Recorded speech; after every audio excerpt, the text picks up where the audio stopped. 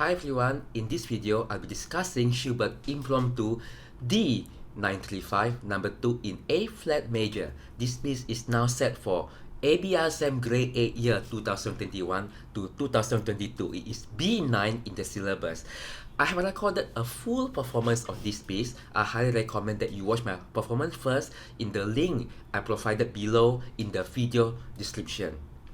In this video, I will not be performing the piece in full, but instead I'll be giving you practical tips and tricks that you may find useful when learning this piece or teaching this piece to your student. Now, let's talk a little bit about the background of this piece. Now, Schubert died quite young.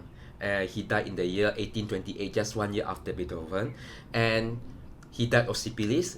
He contracted the disease actually quite a few more years earlier, and at that point of time he felt a lot of anger. And in fact, that if you heard the sonata A minor D784,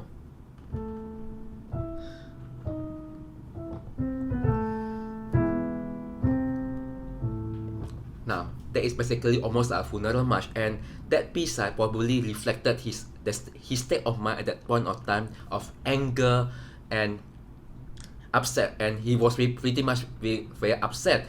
Now, fast forward a few years later, at this point of time, he had undergone some treatment to treat his syphilis, but it was not going very well, and at this point of time, he knew that he was going to die. And in the year 1827, he composed a lot of works, and including the 8 Impromptus and the last few sonatas. He was very productive. At this point of time, he accepted his fate with resignation. He knew that is coming, so might as well make the best of use of his life. So the music reflected that state of mind. He was a lot more optimistic, so the music becomes more lyrical, more lively and cheerful, but there is still like a sense of dread to it. Now, even let's say you take his one of the more cheerful, the D899 number 2. There is a start very happily, but the ending is in minor key. So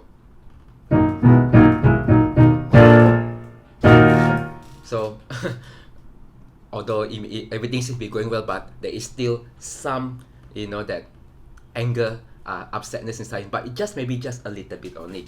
So for this one, it's kind of that way also. There is a lot of the optimism and joy in this Impromptu D935 number 2, but there is a little bit of still darkness, like that. That's like the trio, but just a little bit. So more or less that the music still felt optimistic. Now, so just some info. But now let's begin our technical discussion of this piece.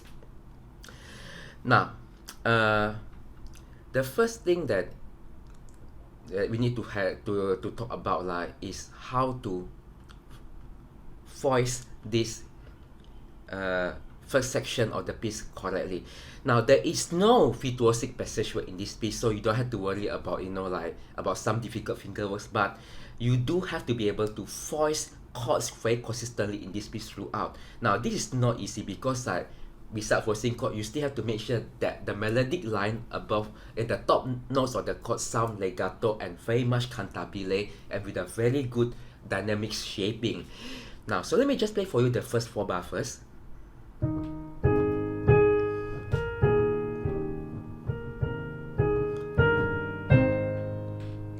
Now, those are the first 4 bars.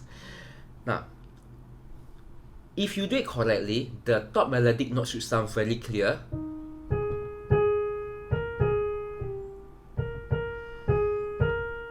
And the bottom notes sound very light.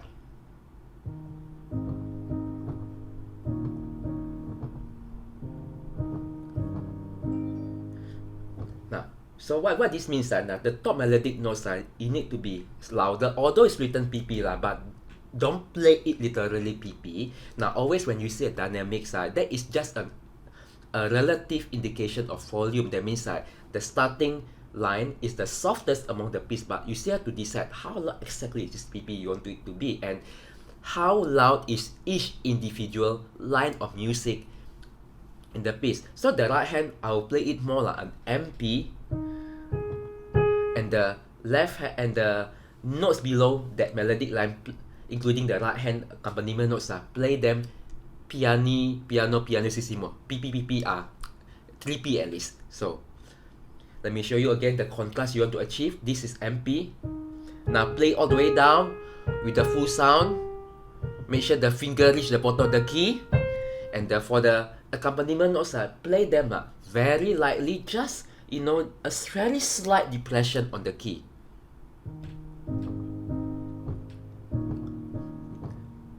Careful, don't go all the way down. Now, it's a good idea to just let your student, you yourself, just play this through separately first in this way. Just the melody and the accompaniment notes to make sure that you understand the contrast required between them. Now, technically, that you need to try to achieve a very good legato top line. Now, let me give you a trick here. Now, if you see the way I play this side, now you realize something. Now, just look closely at how I play the first two bar.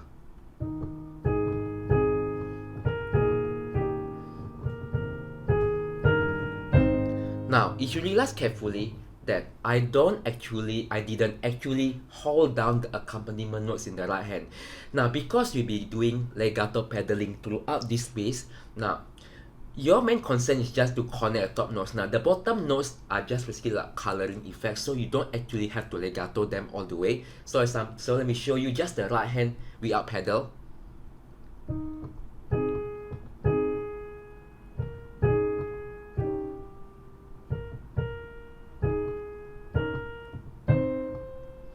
Yeah, that is perfectly fine to do it. In fact, there is technically it's more sound because that it helps to reduce the amount of tension built up in your arm if you actually hold down all the note all the way. Now it is quite tense on the arm and it will actually affect your voicing and phrasing. Now, so let's now talk about the shaping of the line.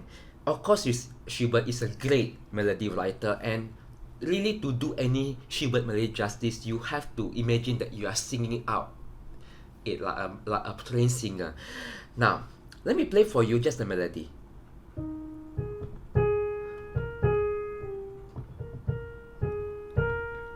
Now, make sure that you are very clear about how to shape this melody. Now, this first 4 bar can be divided into basically 2 phrases. The first phrase, and then second phrase. Now, the first phrase has the peak point at the second bar, first A flat. Then from here, release to the G, and then another phrase, crescendo to the C. That. So together with the chords. Crescendo. So that is how I would do it. So when you do it just melody separately, try to achieve that.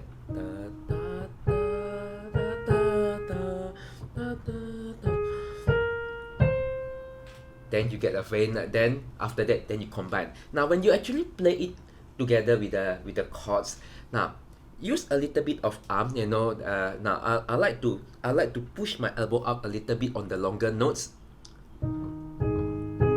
Then here, use elbow, then relax. Use elbow. Now, so use a slight elbow up movement to give more weight to the sound, to the note that you think are more important. I think that helps a lot, because if not, then it will sound a bit too sharp today. If you just play using your finger, it sounds a little bit sharp to the ear. So use a bit more elbow. Now, the first sentence actually climax here at the dominant chord. So let me show you here. Now, this is from the bar, the last bit of bar 4. Crescendo, loudest, relax. So this chord, the E7 chord here, make sure that you really give a bit more emphasis and you can hold on to that chord a bit longer. Then relax it. Strong to weak. So that is the end of the sentence, so make sure that you close this A flat chord very nicely. And then there's a repeat here, but octave higher now. Then now and so on. Now there is that turn here. I'm sure that some of you may struggle with that turn, so let's just talk about that turn very quickly. Now, of course you see here, music like especially like lyrical music like this side, are very much seldom metaphorical in nature. Now in this case, we can argue that music actually like climax at this chord. Now, so one way to emphasize a chord is to actually to give more time besides playing it louder. In this case, because the notes are actually quite high, this is 2 octave, the 2 octave above the middle C. It is not easy to play this note loud. If you play too loud, it will sound like hitting. So what we can do here, we can take a bit more time. So therefore, when you do this turn, take a bit more time. Yeah. So the turn can begin immediately after the A flat. Pam, tita tita tita, ta ta. Then you begin the next part of the piece. Now the pedaling for this is very much straightforward. You change it like every time the chord changes. So example, the first wobble, change. Now at the start of the next phrase, I will just give a slight silence. So after this A flat chord, just quickly let go the sound, let go the pedal, so you clear the sound and then begin the next phrase.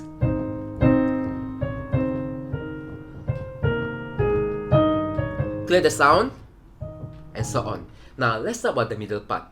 Now this first section of the piece is basically divided in function ternary form ABA. So this is the B section. Now this finally Schubert is joyful now, and we need to express that also. Now first, remember that even that although the dynamic is forte, but it is still lyrical. So please don't go overboard and do this.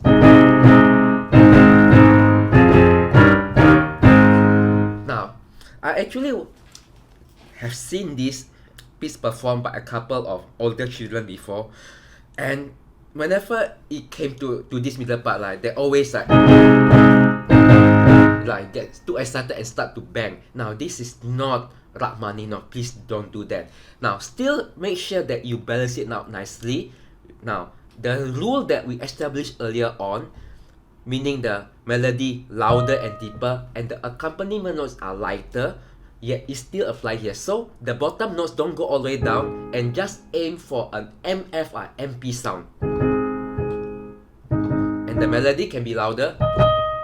So combine together. Then even when you play this chord, the staccato chord, the still melody ta ta ti tam ta. So don't play, but voice. Remember that the cantabile sound. Now second thing you have to be careful here. Now if you see the score, it is very clearly marked. There's an accent at the first beat. Now you need to create the feeling of weak, strong, weak, weak, strong, weak. Now it's very common to see students playing on the three chord the same, like just now how I demonstrated it. Now that is vulgar and in a bad taste. So remember, even though it's forte, but it's just louder than the first part, does not mean you should go like very loud. Just make sure that it's more joyful. So weak, strong, weak, weak, strong, weak. Then these 4 chords are leading to the A flat chord. Then use your arm and play the chord. Now this FF a little bit more louder, but still voice. Now here, now FS set the loudest, but don't bang. Don't bang. Still voice. 2, 3.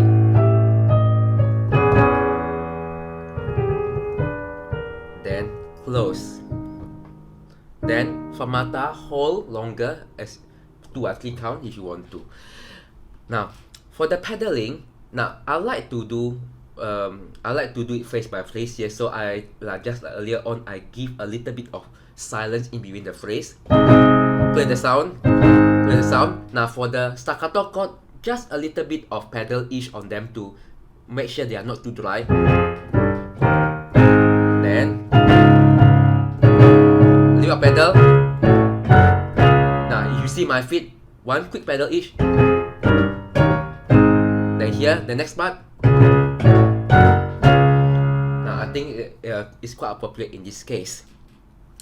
Now, for the tempo here, okay, let's just talk about the tempo very briefly. Now, the tempo for this piece is marked allegretto. Now, it is very common to hear this piece played quite slowly. I mean, I have actually heard this piece played around this tempo.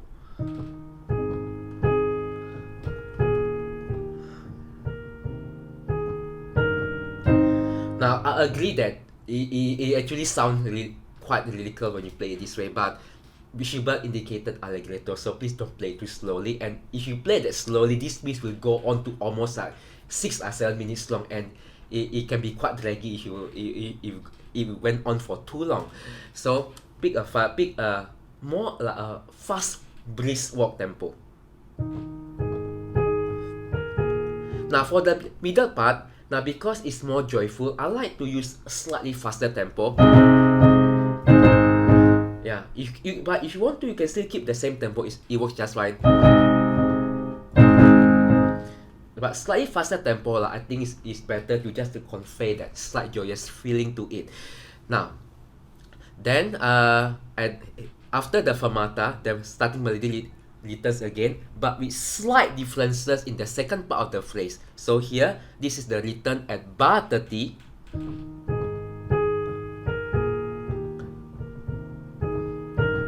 And here, there's a slight difference now. Now G flat appears, giving it a sense of a slight minor key. So in this case, I'm resigned, I'm going to die. Then a bit more. Then here a bit more. Then finally close. So continue.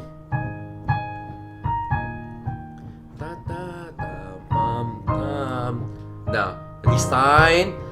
More, then a little bit more. Take your time. 1, 2, and then the next trio section begin. Now let's talk about the trio first. Now this trio is fantastic and really is one of the most beautiful trio that I think Schubert wrote. Now first now let's talk about the melody here. Now this one is not so straightforward as it looks like. Now you may be thinking, where is the melody here? Yes, there is in fact a melody here. I'm going to play for you now, one time through, just the melody from bar 46 all the way to bar, let's see, bar this is I think some bar 79. Now, so I think you have a better idea about what is the melody. It is not written in the score clearly, but this is what I think is the melody from the bar 46.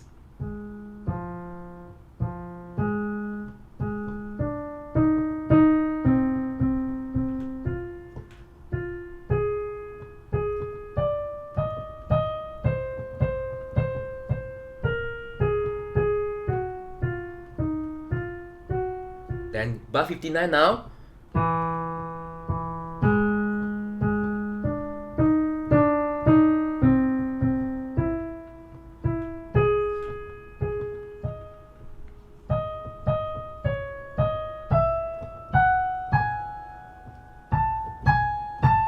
Now at this point, then it becomes a flourish, so the melody stops for a while, and then the melody appears again at bar 75.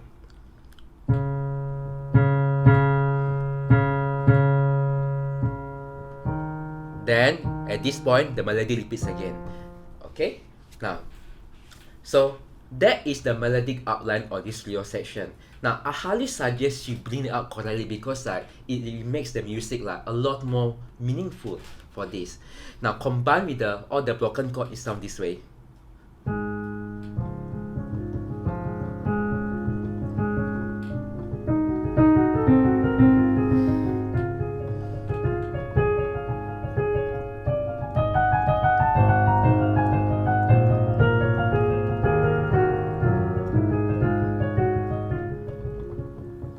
very beautiful if you do it correctly. Now, so at this point, now, obviously the melody you have to play louder is written P, but you can aim more like MF for the melody. Now make sure that you sing the finger all the way down, rich sound. Think of like a very nice cello sound, like you bow it very nicely. The broken chord are played just very lightly using an elbow rotation just on the tip. Now, I know that there is an accent there on the second beat. Now, this is one of those things that that Schubert wrote that's often puzzling. Like, if you play the D935 number 2, then in the middle part also there's this. Now, there's also an accent on the second beat. But you can see that if you hear most recording, most people do ignore the accent on the second beat. Now, for this one, now if you decide to bring out the melody like what I proposed just now, I would suggest you just ignore the accents. Now, so use elbow rotation to play the broken chord. Just play it on the tip of the key. So you see here, they are just lightly grazing it. The elbow rotation will help to give a nice arch shape to the broken chord, so you don't have to worry about making it sound too mechanical. Now make sure the left hand very light. Shape the melody. See, ta ta ta ta ta ta. Then at the end of the phrase, take a little bit of time, because if not, then it just keep going on and on like training exercise. So take some time, take some breath in between the phrases. So here.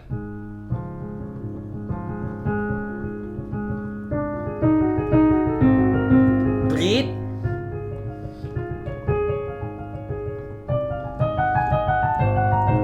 Breathe.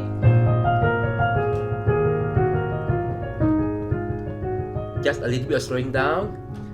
Surprise. Then finally, there is a change of key.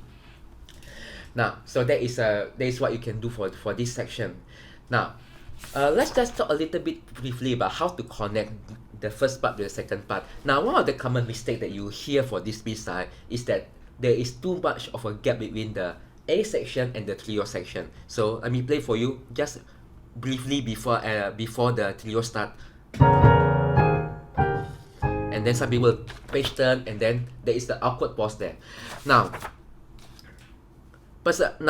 I highly suggest, okay, so see, ta ta ta ta, quickly turn, 2, 3, 1.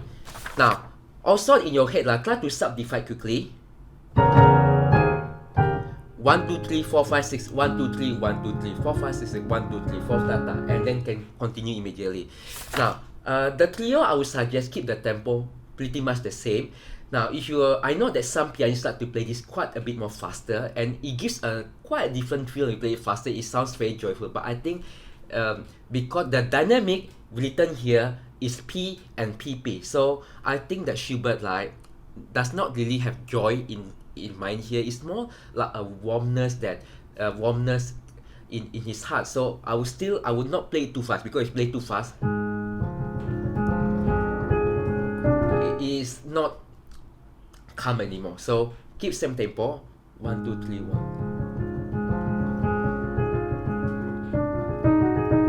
Yeah. Now let's talk about the middle part here. Now, if you pick the tempo just now I suggested, now you are allowed to go slightly faster here at the FF. So now let's take a look now at bar 67, where it's just 2 bars with the FF.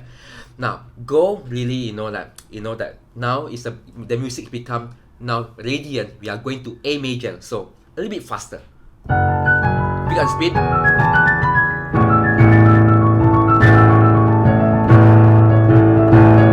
Now there's FF and then FZ here. Now of course it's very difficult to do on the finger. Now but still try to this one, keep it lighter, maybe more. Then after that, ta ta ta ta ta ta. But the left hand here is the important one. Bum ta tap push, tap push. So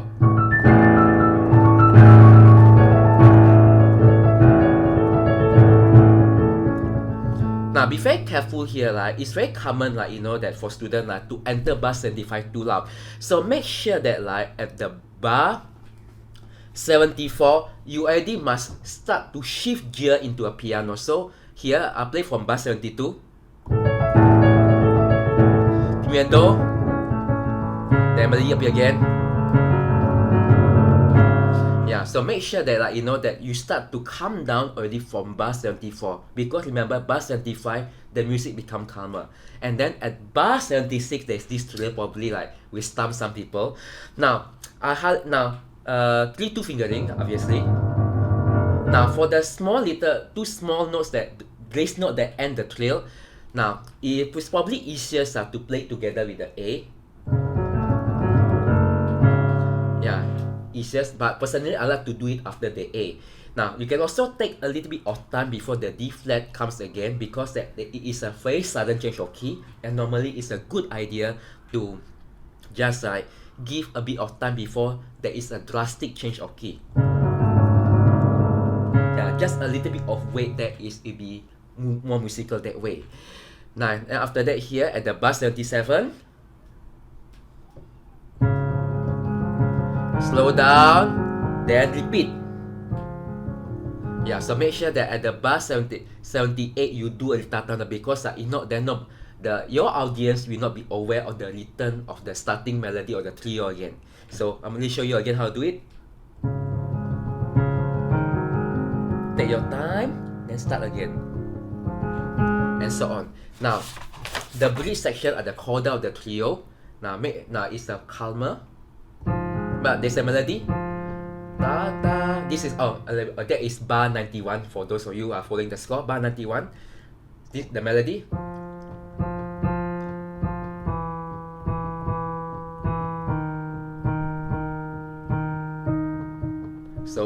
So together with the chord.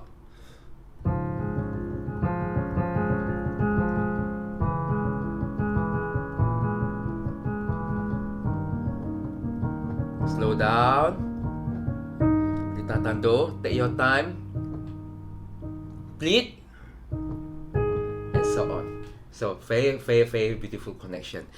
Now, then the A section of the piece repeat again exactly the same, except the last few bars. Now let's jump forward now to bar 141. Now this is the bar. This is the E flat before bar 141. Then there's a slight coda here, very short coda, and then here. Now this last phrase, there's a crescendo, so this is the final destination. So more weight to here. Slow down, take your time, and then hold the chord longer. I would say maybe 5 count. Then gently raise your hand. Now, fantastic piece. Very good for students who are musically mature and probably have undergone some life experiences. But I think it also can work for children if you try to make up a nice story about it. Yeah. So very beautiful piece. Now, that's all for our discussion for this piece. Now, please do drop me some questions in the comment, or you can just message me on the my Facebook page, or contact me by email if you have further questions about this piece, and I'll try to answer them.